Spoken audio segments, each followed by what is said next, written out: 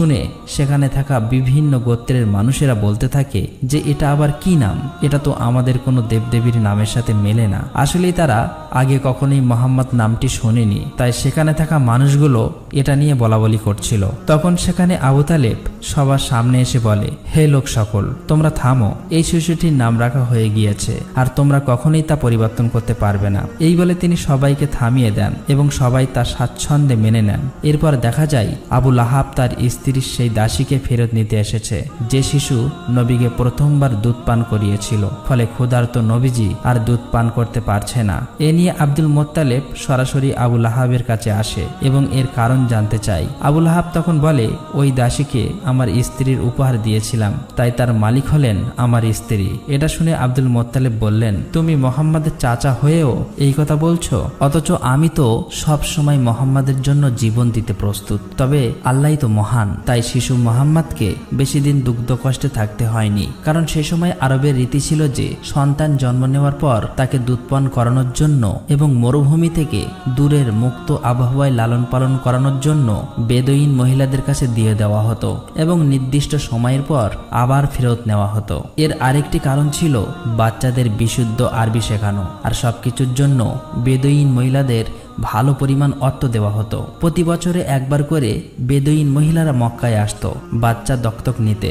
এবারেও অনেক দম্পতি মক্কায় এসেছে।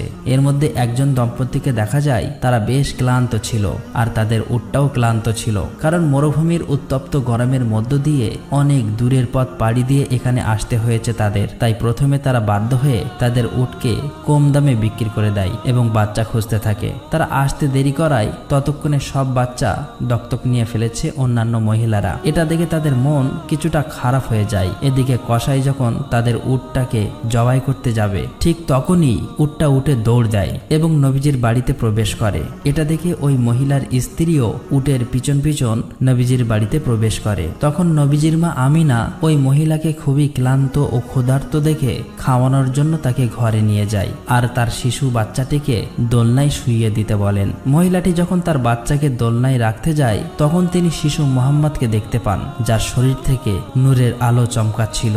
সেই মহিলা তখন নবীজিকে কোলে তুলে নেন এবং তাকে ক্ষুধার্ত দেখে নিজের দুধ পান করান। আর এই মহিলাই ছিলেন নবীজির দুদুমা হালিমা। আসলে নবীজিকে লালন পালনের জন্য বেশি টাকা দেওয়ার সামর্থ্য নেই বলে নবীজিকে তখনও কেউ দত্তক নেয়নি। আসলেই নবীজিকে লালন পালনের জন্য বেশি টাকা দেওয়ার সামর্থ্য নেই বলে নবীজিকে তখনও কেউ দত্তক নেয়নি। তাই নবীজির দাদা আব্দুল মোত্তালেব এবং মা আমিনা শিশু নবীজিকে লালন পালনের জন্য এ ব্যাপারে কথা বলেন হালিমা এবং তার স্বামীর সাথে। মা হালিমা এবং তার স্বামী তাতে রাজি হয়ে যায়, যদিও তারা জানতো এই ব্যাপারে তারা ভালো কোনো অর্থ পাবে না। এরপর দেখা যায় মা আমিনা নিজে অনেক কষ্ট পেলেও নবীজিকে দুধমা হালিমার কাছে দিয়ে দেন এবং তাদেরকে দুটি উট এবং একটি গাধা দেওয়া হয়েছিল। হালিমা যখন নবীজিকে নিয়ে তার এলাকায় প্রবেশ করে তখন সেখানে বৃষ্টি শুরু হয়েছে, অথচ এর আগে বহু বছর এখানে বৃষ্টি হয়নি। পাশাপাশি নবীজি আসার পর থেকেই দুধমা হালিমার ঘর যেন আল্লাহর রহমতে ভরে গিয়েছে। আর এভাবেই কেটে যায় 2 বছর এবং চুক্তি শেষ হওয়ার কারণে দুধমা হালিমা এবং তার স্বামী প্রিয় নবীজিকে ফেরত দেওয়ার জন্য তার মা আমিনার কাছে নিয়ে আসে। নবীজি আসার সাথে সাথেই কাবা ঘর আলোয় ভরে ওঠে। অন্যদিকে মা আমিনা নবীজিকে দেখে খুশিতে কেঁদে ফেলে, কিন্তু কাবার আশেপাশে তখন একটি মহামারী রোগ ছড়িয়ে পড়েছিল।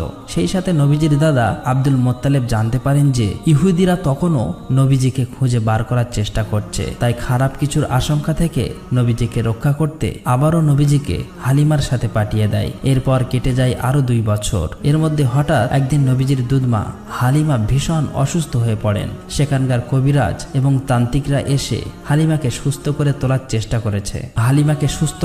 চেষ্টা করছে, কিন্তু নবীজি এটা দেখে তান্ত্রিকদের সরিয়ে দেয়। যখনই নবীজি দুধমা হালিমার হাতে হাত রাখে তখনই দেখা যায় দুধমা হালিমা বেশ সুস্থ হয়ে গিয়েছে। আর এটা দেখে তান্ত্রিকরা অবাক হয়ে যায় এবং সেখান থেকে চলে যায়। তবে তান্ত্রিকরা বুঝে গিয়েছিল যে এই সেই বিশেষ শিশু, আর এই খবরটি তান্ত্রিকরা ইহুদিদেরকে জানিয়ে দেয়। ফলে নবীজিকে নেওয়ার জন্য শত্রুরা বিভিন্নভাবে হালিমার ঘরে আক্রমণ শুরু করে। আর এ থেকে হালিমা এবং তার স্বামী নবীজিকে রক্ষা করলেও তারা খারাপ কিছুর আশঙ্কা বুঝতে পেরে হালিমার স্বামী নবীজিকে নিয়ে মক্কার একটি পাহাড়ের উদ্দেশ্যে রওনা হয়। তবে এবারে বিদায় নেওয়ার সময় দুধমা হালিমা কান্নায় ভেঙে পড়ে। নবীজির দাদা এই খবর জানতে পেরে নবীজির কাছে চলে আসেন আর গুহার মধ্যেই দাদা নাতি কাটিয়ে দেয় প্রায় 1 বছরের বেশি সময়। নবীজির উপস্থিতিতে মরুভূমি তখন প্রাণোচ্ছল হয়ে উঠেছিল। এরপর একদিন মা আমিনা সেই গুহা থেকে নবীজিকে নিয়ে মদিনাতে আসেন তার আত্মীয় স্বজনদের সাথে দেখা করতে এবং তার স্বামী অর্থাৎ নবীজির পিতা আব্দুল্লাহর কবর জিয়ারাত করতে। মূলত নবীজির জন্মের 2 মাস আগেই ব্যবসার কাজে আব্দুল্লাহ মদিনায় এসেছিলেন এবং সেখানে অসুস্থ হয়ে ইন্তেকাল করেছিলেন। তাই মদিনাতেই নবীজির পিতা দাফন করা হয়েছিল। মা আমিনা এখানেই নবীজিকে তার পিতা সম্পর্কে বলতে থাকেন এবং নবীজির সাথে একটা ভালো সময় কাটাতে থাকেন। কিন্তু মাত্র 2 মাসের মধ্যেই মা আমিনা হঠাৎ অসুস্থ হয়ে পড়েন। আর এই অবস্থাতেই নবীজিকে নিয়ে মদিনা থেকে ফেরার পথে মা আমিনাও ইন্তেকাল করেন। ফলে মাত্র 6 বছর বয়সেই নবীজি এতিম হয়ে যান। তবে এই অবস্থাতে ইহুদিরা নবীজির উপর আক্রমণ করলে নবীজির চাচা তাদেরকে প্রতিহত করেন। এরপর আবু তালেব নবীজিকে তার দাদা আব্দুল মোত্তালিবের কাছে মক্কায় নিয়ে আসেন। আব্দুল মোত্তালেব এবং নবীজি সব সময় একসাথেই থাকতেন। এমনকি কাবার রক্ষণাবেক্ষণ এবং মক্কায় হজ করতে আসা মানুষদের দাদার সাথে নবীজিও সহযোগিতা করতেন। তবে সেই সময় একদিন কাবা তওয়াফ করার সময় আব্দুল মোত্তালিব হঠাৎ করে অসুস্থ হয়ে পড়েন। আর এই সুযোগেই নবীজির অহংকারী চাচা আবু লাহাব চাই কুরাইশদের নেতা হতে। কিন্তু কিছুদিনের মধ্যেই আব্দুল মোত্তালেব নবীজিকে তার চাচা আবু তালেবের হাতে তুলে দেয় এবং কিছুদিন পর নবীজির দাদা আব্দুল মোত্তালেব ইন্তেকাল করেন। ফলে মাত্র 8 বছর বয়সে নবীজি একেবারেই একা হয়ে যায়। এরপর চাচা আবু তালেবের সঙ্গে নবীজি মক্কাতে জীবনযাপন করতে থাকে। সেখানে নবীজি ছাগল চড়ানো সহ বিভিন্ন কাজ করতেন। তবে একদিন নবীজি দেখেন যে নবীজির সেই অহংকারী চাচা আবু লাহাব সোয়াইব নামের একজন দাসীকে অন্যের কাছে বিক্রি করে দিচ্ছে। কিন্তু সোয়াইবের স্বামী সেটা না করার জন্য আবু লাহাবকে অনুরোধ করতে থাকেন, কারণ সে অসুস্থ ছিল।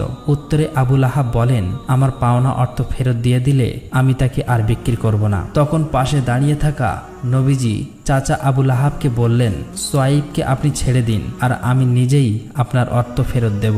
নবীজির এই মহানুভবের কারণে সোয়াইব সেদিন ছাড়া পেয়ে যায়। মূলত সোয়াইব ছিলেন সেই মহিলা যিনি নবীজিকে সর্বপ্রথম দুধ পান করিয়েছিলেন।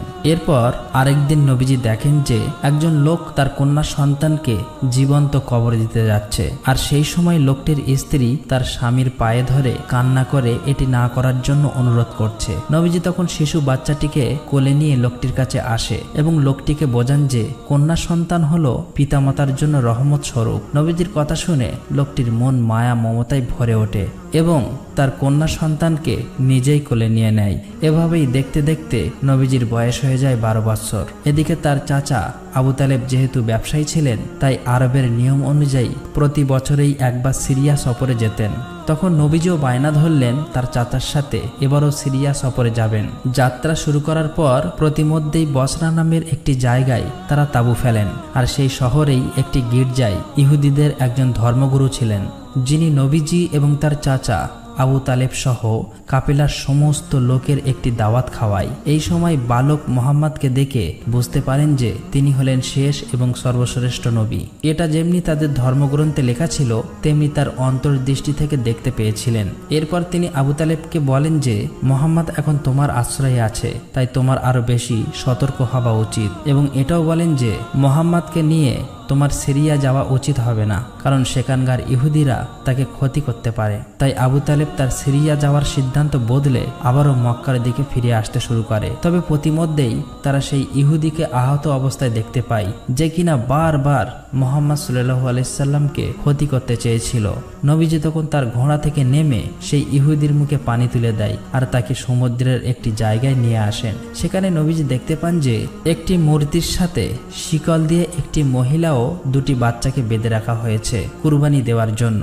আর অন্যদিকে সেখানকার জেলে সম্প্রদায়রা পূজা করছে যেন তাদের দেবতা এই কুরবানি কবুল করে এবং জেলেদেরকে প্রচুর ধনসম্পদ দান করেন। কিন্তু প্রিয় নবী হযরত মুহাম্মদ সাল্লাল্লাহু আলাইহি সাল্লাম সেটা দেখে সেই মহিলা ও বাচ্চাদের শেকল খুলে দিতে লাগলে সেখানকার জেলেরা নবীজিকে থামাতে যায়। আর ঠিক তখনই সমুদ্রের ঢেউ এমন ভাবে ওঠে যে সেই মূর্তি ভেঙে পড়ে এবং সেখানকার পূজারীরা ঘরের ভিতরে চলে যায়। কিছুক্ষণ পরে সেই ঢেউ থামার পর দেখা যায় প্রচুর মাছ সমুদ্রের ধারে এসে জমা হয়েছে। এটা দেখে জেলেরা অবাক হয়ে যায় এবং দ্রুত সেই মাছগুলো ধরতে থাকে। আর দূর থেকে এইসব দেখে সেই ইহুদি লোকটি অবাক হয়ে যায়। আসলে আল্লাহ পাকের কাছে এটা নবীজির দোয়া ছিল। শেষ দৃশ্যে দেখা যায় আবু তালেব বৃদ্ধ হয়ে গিয়েছে আর তিনি কাবার সামনে দাঁড়িয়ে মক্কার সমস্ত লোককে আহ্বান করছে কোনো রকম দ্বন্দ্ব বিবাদ ছাড়া ইসলামের পথে ফিরে আসতে এবং শান্তিপূর্ণ জীবনযাপন করতে। কিন্তু তখনও সেখানকার কিছু নেতারা আবু তালেব এবং হযরত মুহাম্মদ সাল্লাল্লাহু আলাইহি সাল্লামকে মিথ্যা প্রমাণ করতে চায়। তবে মক্কার মানুষ ততদিন পরিষ্কার হয়ে গিয়েছিল